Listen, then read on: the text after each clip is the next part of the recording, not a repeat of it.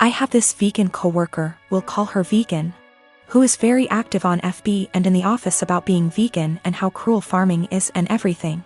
Each to their own. I don't necessarily disagree with her views on animal cruelty, but here's the thing, I'm a hunter. Not a trophy hunter, but I do shoot feral pigs, rabbits, ducks, introduced, classified game ducks, and foxes, and I fish too. All except for the fish are classified as pests. Foxes especially kill native wildlife and farm animals, and farmers will often put you up on their property for free to hunt them. I have passed tests here, especially for identification of game ducks versus protected species, and practice ethical hunting. I.e. allow the animal to have a fair chase, no dogs or tracking devices. Practicing marksmanship and dispatching prey swiftly and humanely and not wasting the meat. None of that is obviously good enough for Vegan. When she first came onto the team and told everyone she was vegan, I kept my mouth shut about my hunting. I also think she's really intolerant because she preaches to people about how going vegan will help with their various ailments, and always turns up her nose at people heating up meat in microwave. As a result, we've kind of consciously started excluding her when we get up for lunch.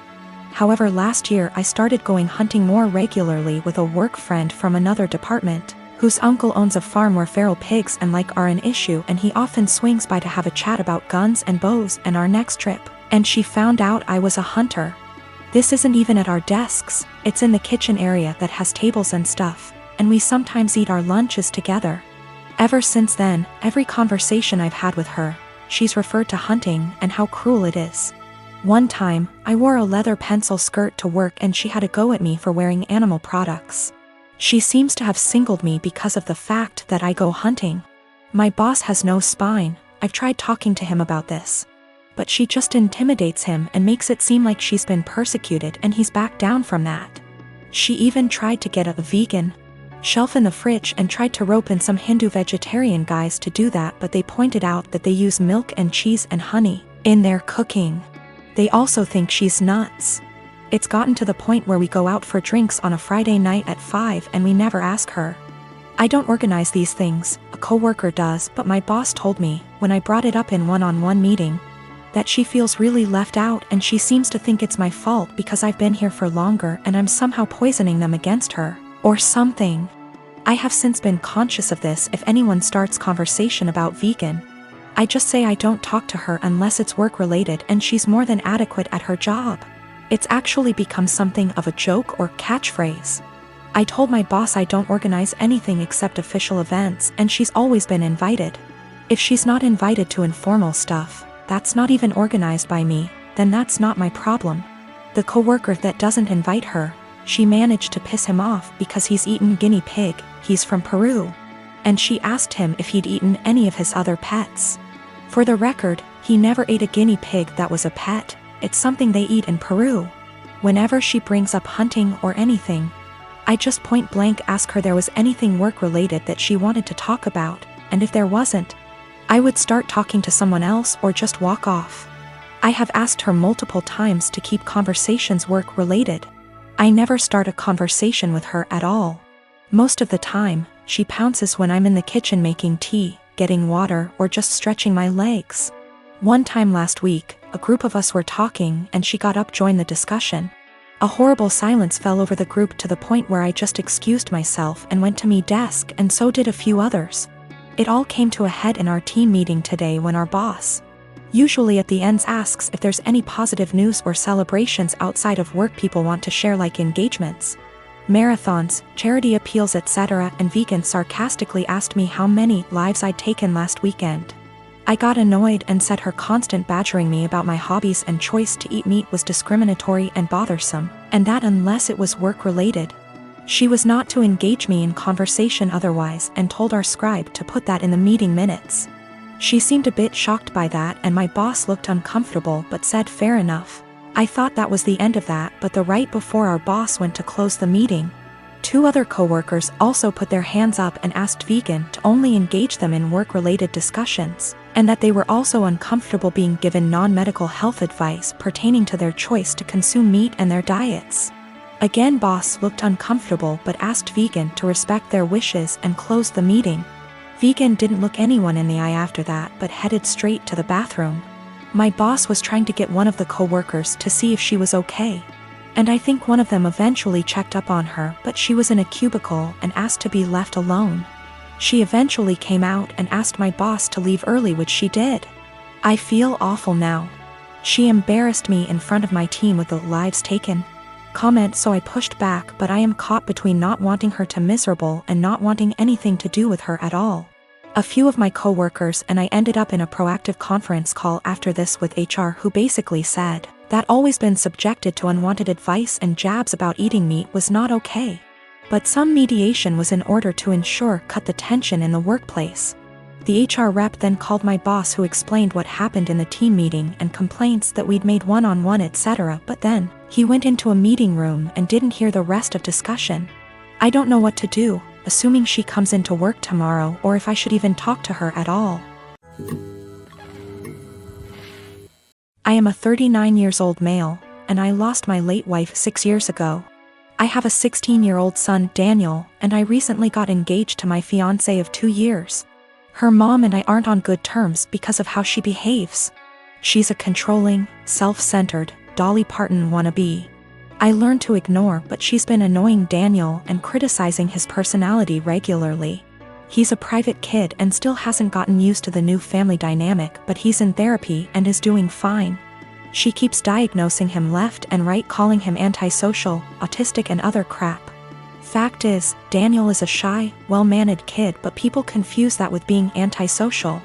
Mother-in-law tried several times to force Daniel to open up by embarrassing him with personal questions on family dinners and test his personality type. I've realized the effect her behavior had on Daniel, so I gave him the choice to no longer be in the same room / house as mother-in-law, and he appreciated this a lot. Mother-in-law didn't like that Daniel kept his distance and no longer visits and kept ing about how spoiled he will become for her daughter to deal with. I told her to stop bringing it up, but she cried, "I'm just doing this for Danny." Last week she visited unexpectedly, wanting to say hi to Daniel. After Daniel greeted her, he went into the bathroom and she went into the living room with my fiancé. I was in my bedroom when Daniel came and said his journal was gone. We looked for it but didn't find it. I asked my fiancé, who was alone in the kitchen, but didn't see it. I paused for a second to ask where mother-in-law was. My fiancé said in the living room, but I saw her coming down the stairs. I asked where she was. She said the bathroom. I saw her purse in hand, so I bluntly asked if she took Daniel's journal. She looked offended and called for my fiancé when I insisted to see inside her purse. She wanted to leave, but I didn't let her.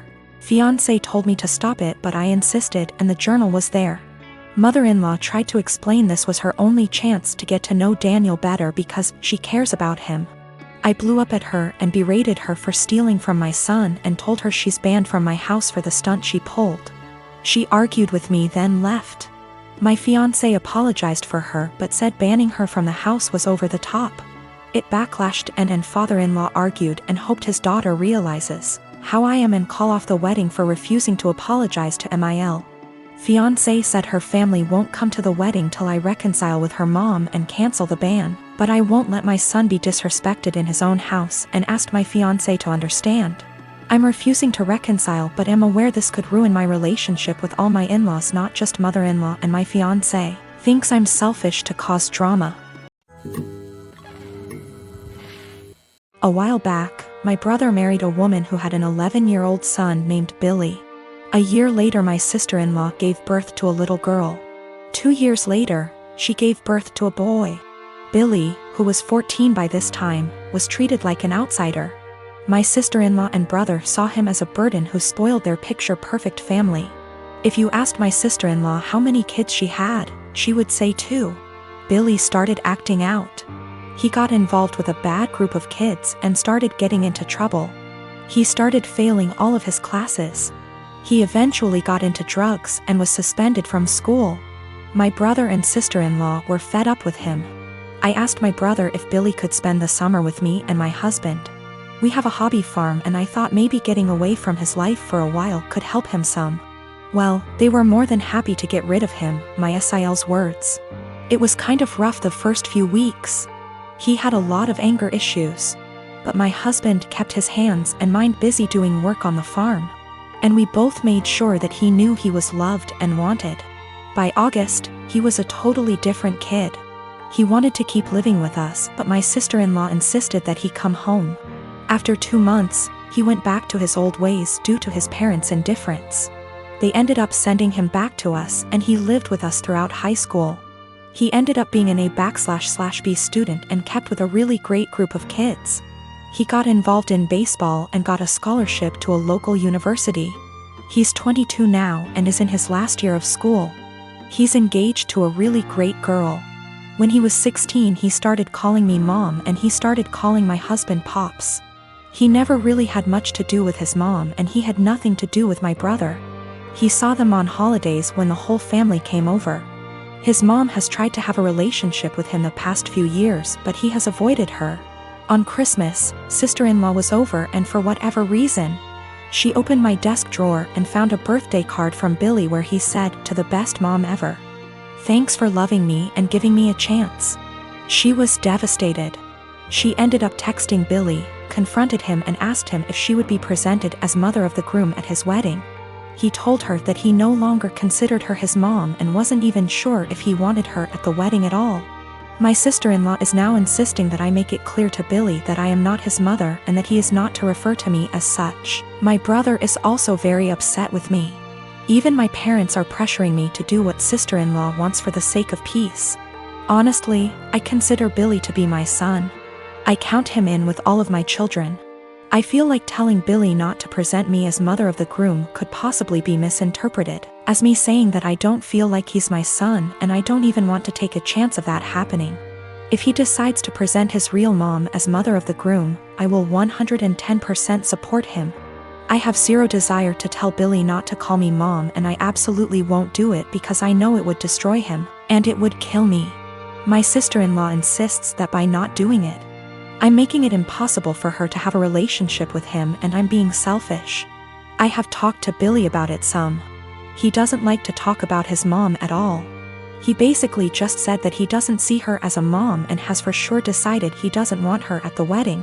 I understand and respect that. My sister-in-law and I have an agreement. She watches my kids 3 days a week, and I watch hers 3 days a week. This agreement has stood since March 2020 without issues. Any changes have been discussed weeks in advance. A couple weeks ago, we had an argument. The next day, I brought my kids to her house, dropped them off, and left. I didn't speak to my sister-in-law, because when one of us is in a rush, like I was, it's standard for us to just let the kids out, stay in the car, and drive off when you see the door open. I drove to work, about 40 minutes away. When I got there, I had about 20 missed calls, and even more texts, all from my sister-in-law, all saying she didn't want to watch the kids given our argument. Her first text arrived a little before I got to her place, but I didn't see it until I got to work because my phone is always on silent when I drive.